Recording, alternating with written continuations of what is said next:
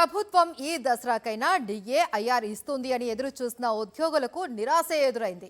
రాష్ట్ర చరిత్రలో ఎన్నడూ లేని విధంగా 16 నెలల పాటు కనీసం ఒక్క డిఏ కూడా ఇవ్వకుండా చంద్రబాబు ప్రభుత్వం రికార్డు సృష్టించిందని ఉద్యోగ సంఘాల నేతలు ఫైర్ అవుతున్నారు.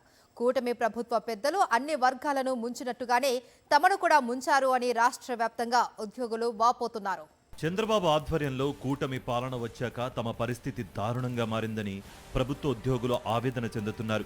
దసరా పండక్కైనా డిఏ, పీఆర్సీ, ఐఆర్ పైన ప్రభుత్వం ప్రకటన చేస్తుందని ఆశగా ఎదురుచూసిన ఉద్యోగులకు తీవ్ర నిరాశ ఎదురైంది.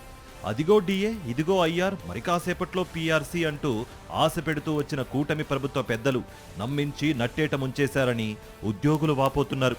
పెండింగ్లో ఉన్న 4 డిఏల్లో ఒక్క డిఏ అయినా ఇస్తారని ఎదురుచూసిన ఉద్యోగులకు మొండిచేయి చూపారు సీఎం చంద్రబాబు.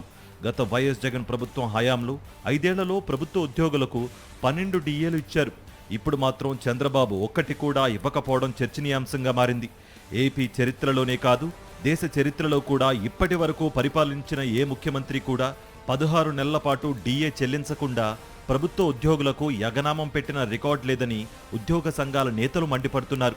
ప్రభుత్వం 2029 ఎలక్షన్ లాగా దీన్ని లాగి ఎలక్షన్ ముందు ఏదో ఇచ్చినామని చెప్పుకోవడానికే పీఆర్సీని కావాలని డిలే చేస్తుంది తప్ప పీఆర్సీ ఇచ్చే ఉద్దేశం ప్రభుత్వానికి అసలు లేదు.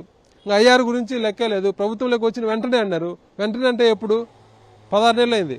గత ప్రభుత్వం హామీ ఇచ్చింది, ప్రభుత్వంలో వచ్చిన వెంటనే 27% ఐఆర్ ఇస్తామని చెప్పి ఫస్ట్ క్యాబినెట్ లోనే 27% అప్రూవ్ చేసి 2019 జూలై 1 నుంచే 27% ఐఆర్ ఇచ్చిండ్రు. ఇప్పుడు ఏమైంది? 16 నెలలు అయింది. ఐఆర్ అనౌన్స్మెంట్ లేదు, ఐఆర్ గురించి ఇచ్చారనే ఉద్దేశం లేదు. అసలు డిఏకే దిక్కు లేకుండా ఇంకా ఐఆర్ ఇచ్చే పరిస్థితి ఆడింది. అధికారంలోకి వచ్చిన వెంటనే ఉద్యోగులకు ఐఆర్ ప్రకటిస్తామని ఎన్నికల సమయంలో కూటమి పార్టీల పెద్దలు హామీ ఇచ్చారు. కూటమి పాలన మొదలై 16 నెలలైంది. ఐఆర్ పై ఎలాంటి ప్రకటన రాలేదు. సీఎం చంద్రబాబు టీడీపీ నాయకుల, కార్యకర్తల పాత బిల్లులు చెల్లించారు, కానీ ప్రభుత్వ ఉద్యోగుల బకాయిలు చెల్లించలేదనే విమర్శలు వెల్లువెత్తుతున్నాయి.